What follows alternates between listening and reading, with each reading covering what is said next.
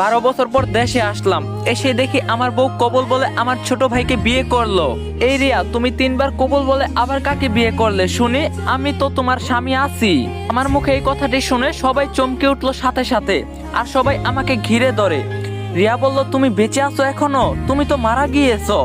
তখন আমি বললাম, আমি মারা গিয়েছি মানে? কি বলছো এইসব তুমি? তখন রিয়া বলল, এই সত্যি করে বলো তুমি কে? আরে আমি তোমার স্বামী রাফি। আর কে তোমাকে বলছে আমি মারা গিয়েছি? তখন রিয়া বলল, এইসব মিথ্যা বানোয়াট কথা বলবেন না। আমার স্বামী বিদেশ একটি দুর্ঘটনায় মারা গিয়েছে, কয়েক বছর হলো, তাকে মাটিও দিয়েছি। রিয়ার কথা শেষ হতে না হতেই দেখতে পারলাম আমার বাবা মা সেখানে চলে এসেছে। অনেকদিন পরে বাবা মাকে দেখতে পেয়ে জড়িয়ে ধরলাম, কিন্তু আমি লক্ষ্য করলাম তারা আমাকে কোনো পাত্তাই দিচ্ছে না। তখন জিজ্ঞাসা করলাম, মা বাবা তোমরা কেমন আছো? সাথে সাথে আমার মা বাবা বলে উঠলো, কে তুমি বাবা, আর এখানে কেন এসেছো? তুমি তো প্রায় আমার ছেলে রাফির মতোই দেখতে। তখন আমি বললাম, মা আমি তোমার সন্তান রাফি। তখন আমার মা বলল, না এটা হতে পারে না, কারণ? তখন আমি বললাম, কি কারণ মা, একটু বলবে দয়া করে? তখন আমার মা বলল, কারণটা হলো আমার সন্তান কয়েক বছর আগে প্রবাসে একটি রাস্তার দুর্ঘটনায় মারা গিয়েছে। তখন আমি বললাম, আরে আমি মারা যাইনি, সেখানকার কিছু পুলিশ আমাকে বিনা কারণে জেলে নিয়ে গিয়েছিল। তখন আমার মা বলল, তবে আমরা যাকে মাটি দিয়ে আসলাম সে কে? আর তুমি যে রাফি, তার প্রমাণ কি?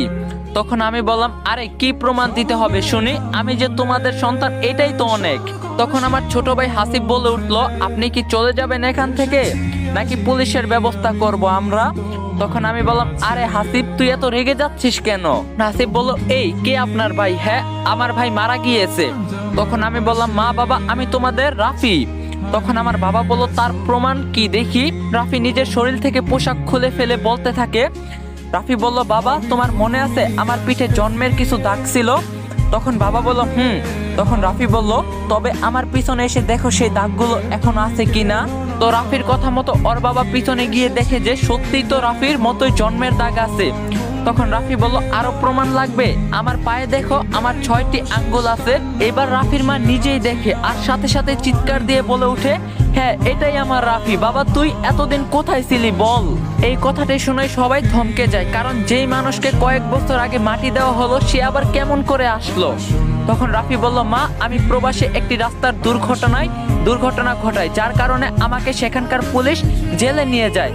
তারপরে আমার 4 বছরের জেল হয়। তো জেল খাটার পরে ওরাই আমাকে দেশে পাঠাইয়া দেয়। তখন রাফির মা বলল, তবে আমরা যাকে রাফি ভেবে মাটি দিয়েছি সে কে? গাইস গল্পটা এত ইন্টারেস্টিং যেটা বলার বাইরে। ফুল গল্প ইউটিউব আপলোড হয়ে গেছে। ইউটিউব চ্যানেলের লিংক টিকটক আইডির বায়োতে দেওয়া আছে, এন্ড ইউটিউব চ্যানেলের নাম ইয়ামিন অন ফায়ার 2.0। তো সবাই যাবেন গল্পটা দেখে আসবেন। যারা যারা টিকটক থেকে যাবেন সবাই একটা করে কমেন্ট করবেন, সবাই রিপ্লাই দেওয়ার চেষ্টা করবো।